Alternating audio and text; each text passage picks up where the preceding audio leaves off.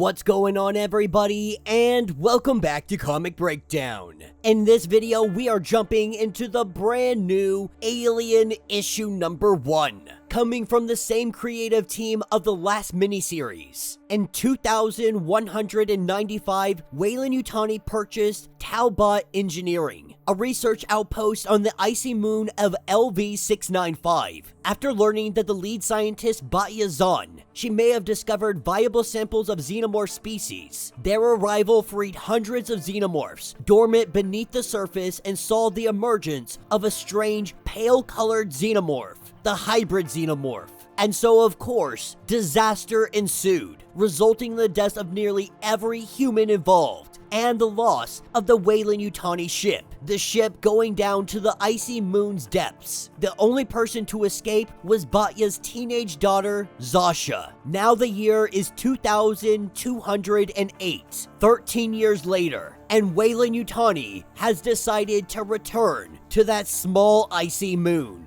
So, make sure you guys have subscribed to the channel, make sure that you like this video, and with that being said, let's dive into this breakdown.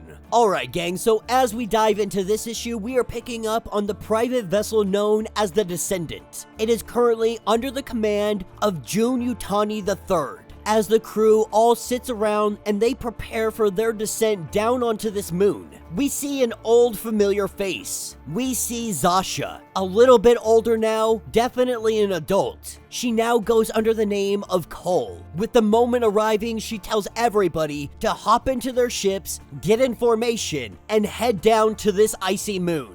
As we see the 5 ships coming in, we see the deserted ice moon LV-695. After 13 years, this place has become a ruin, but our ships, they clear a path and they prepare for the descent of everybody else. They break the ice on the surface, and these ships head down into the water. As they head down, they find the ship that is sunk beneath all of the water. As one of the ships attach, they go on board and they get ready to investigate what might be going on down here. This is when 2 of the crew members, the 2 that attached to the ship, they get on board, and this place hasn't been flooded, so all of the seals are still good. And then the 2 of them think that they're gonna get a little bit frisky, thinking that they got some time, they have an opportunity alone. They're gonna take that opportunity. But as they're having their fun, what they did not anticipate was the Xenomorph. As this Xenomorph gets ready to cut them down, we see that the Xenomorph is filled with bullets because Zasha has arrived, trying to figure out what these 2 have been playing at, because if she had arrived 1 second later, they would all be dead. The truth is, she doesn't care that these 2 are messing around, having their little secret, going off on their own and doing all of that. They have much bigger concerns. She just tells them that whatever it is you do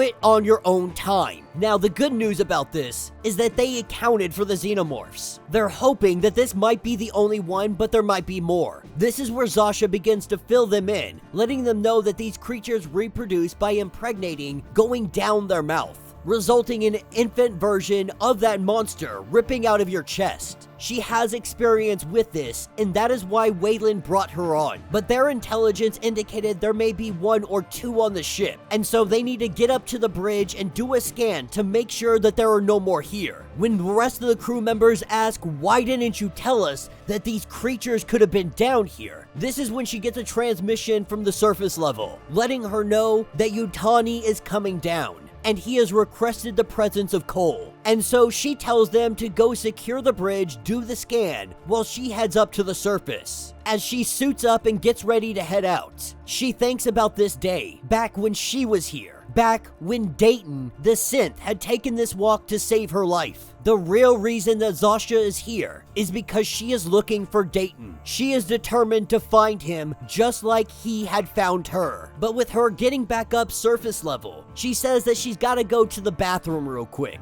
And so she runs over, she hops into her ship, and then she just takes off. Now everybody else is left wondering what the heck is going on. Either she's got really one shy bladder, or she is pissing all over this mission and everyone on it. With her disappearing, taking off in that ship, the rest of the crew has made it to the command center. Aboard the sunken ship, they begin to look around. They get ready to do their scans to make sure there's no more Xenomorphs. What they find is a dead body, but it wasn't done by some kind of monster. A human had done this to another human. At this point, the whole crew is asking, what the heck have we gotten ourselves into?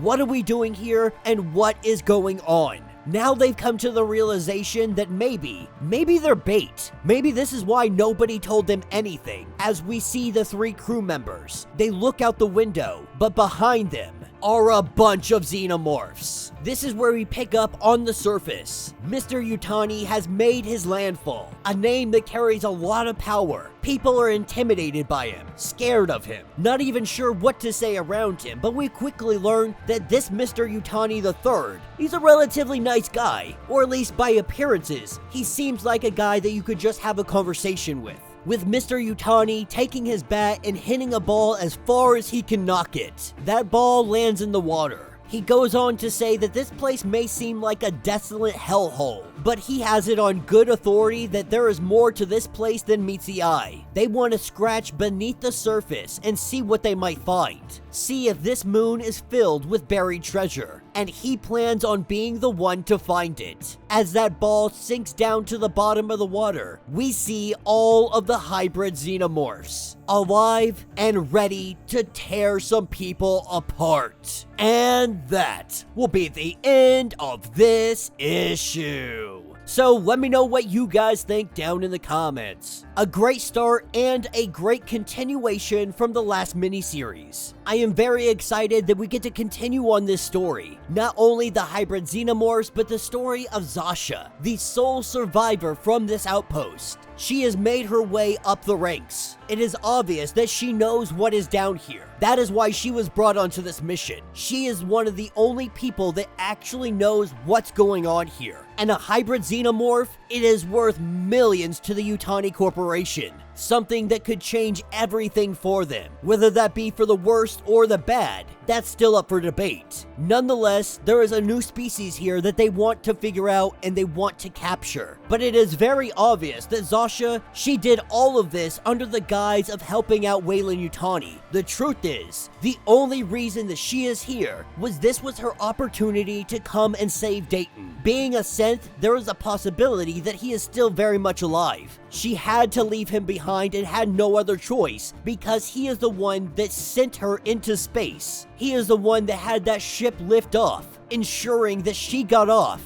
But he was left to whatever might have happened to him. But now an adult, Zasha is going out to find the one person left in her life that actually matters. At the time, back when she was younger, she may have been rude to him, may have been unkind to him, but she had also just lost her mother. Everything destroyed, everything taken from her. And so in that moment, she was just irrational, over-emotional, which is to be expected considering all the trauma that she'd endured. But now with clarity and 13 years between then and now, she has one goal in mind, and that is to save Dayton. So let me know what you guys think. Let me know your thoughts, let me know your theories. If you would like to get caught up on everything that happened in the last miniseries, check out the link in my description as well as the top of this video. It is going to get you completely caught up on everything going on with this series. It is also worth noting that I will be attaching these videos to the same playlist as the old miniseries. It's all one connected story, so we're gonna keep it all in one place. If you would like to support the channel, you can do so by joining the channel membership. Much like Patreon, having multiple different tiers, from $1 to $50, from loyalty badges to comics every single month. Not only are you helping out the channel tremendously, but you're getting tons of perks in the process. Now, if you're unable to do this, do me a favor, subscribe to the channel, like this video, hit that notification bell, and with that being said, until the next breakdown.